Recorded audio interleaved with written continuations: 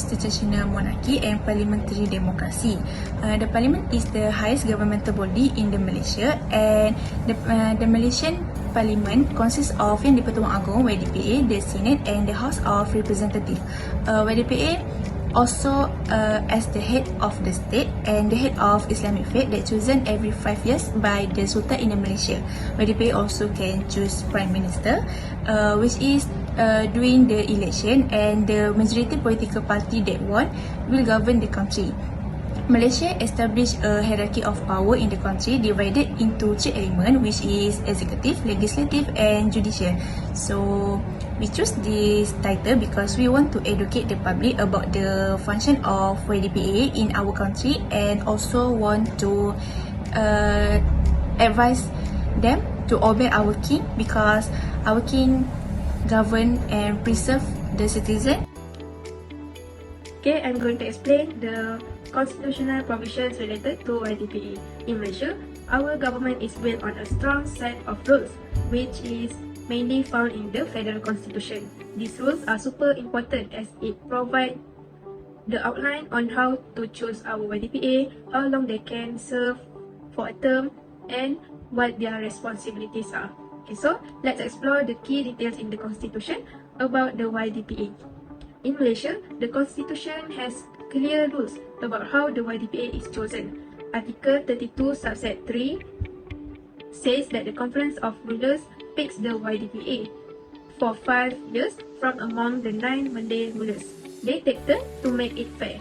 For example, our current YDPA is expected to serve out his 5-year term, and then the Sultan Ibrahim Sultan Iskandar from Johor will become the next king. The Constitution's third schedule gives extra details about how the election works, emphasizing the clear position is passed down within the Malay rulers, and it has a clear and legally necessary system for choosing and appointing YDPA. The next one, YDPA, as per the Constitution, holds the authority in the executive, legislative and judiciary branches. Article 39 grants YDPA executive power for the cabinet's duties, including significant roles like appointing the Prime Minister. Article 44 designates the YDPA as part of the Parliament, empowering him to call for meetings, appointing clerks, and to approve law. The YDPA also has a role in judiciary, which is appointing judges and give pardons.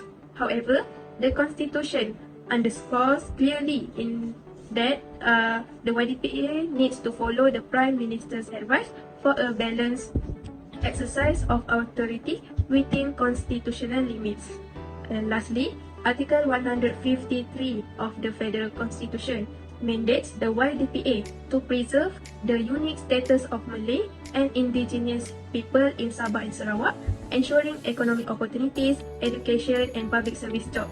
This underscores a commitment to social fairness, correcting historical injustices, and overseeing fair development of Malaysia's diverse ethnic groups.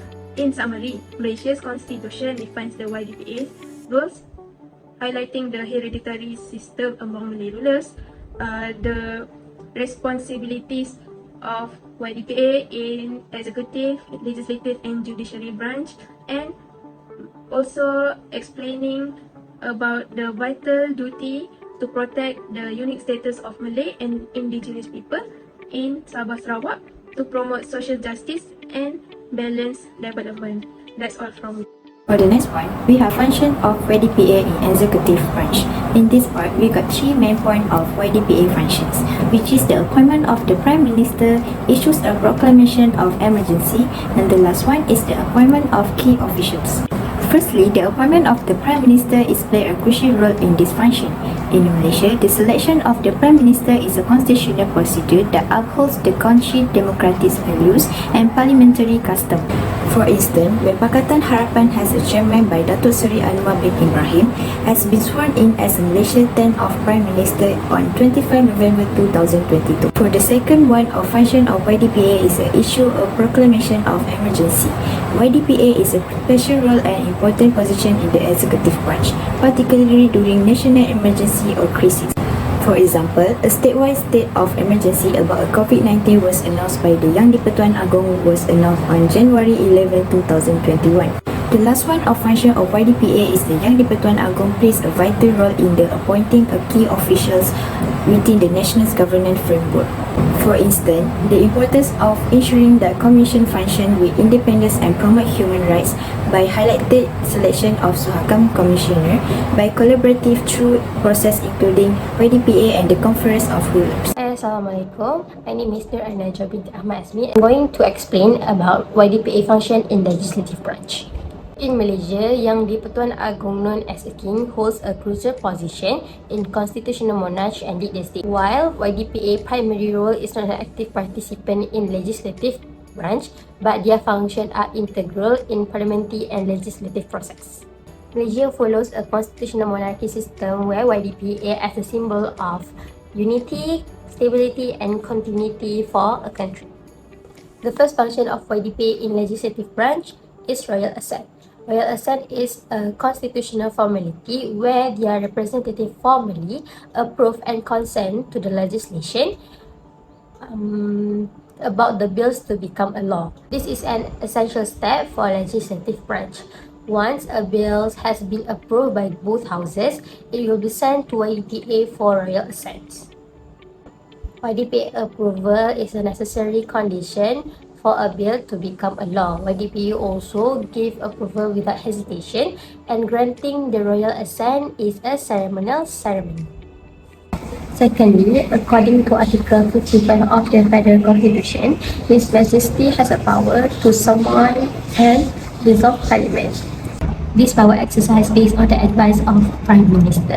The summoning of Parliament initiate legislative activities which allow elected representatives to convene and perform their duties.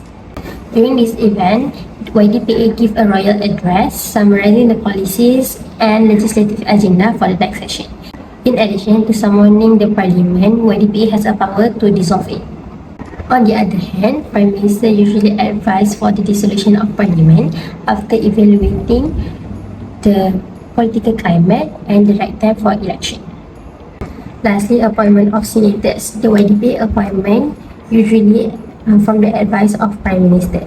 The senators, known as upper house, usually tasked with several critical functions within the constitutional framework. It also provides a platform for the representation from various local minority or special interests which help to ensure more legislative process. For example, YDPA appoint a new minister from recent government which is Datuk Seri Tengku Zafrul bin Tengku Abdul Aziz as a new Minister of International Trade and Industry. YDPA can select judges known as Chief Justice of Malaysia according to advice from Prime Minister and consultation from Council of Rulers. It also refers to Chief Justice of Federal Court and the head of Malaysian Judiciary. They only can be removed by YDPA according to Article 125 Malaysia Constitution. Reason of removal must include when the judges cannot follow the judges' ethics or they have instability mental to carry out his duties. According to Article 42(1) of Federal Constitution, YDPA has the authority to give pardon, delay the enactment law and offer legal relief. YDPA is required to be fair and consistent with the process to avoid abuse of power. YDPA has granted to pardon 13 prisoners that received their punishment to stay in prison since 2001 and they got the relief from the YDPA. In conclusion, YDPA plays a crucial role in upholding the justice, unity and well-being of the people. The constitutional constraints the YDPA's power ensure the healthy relationship with the elected government and reflecting Malaysia as a democratic governance. As Malaysia continues to evolve, the YDPA's role remains as a cornerstone of the nation's identity while adapting to the demand of the contemporary world.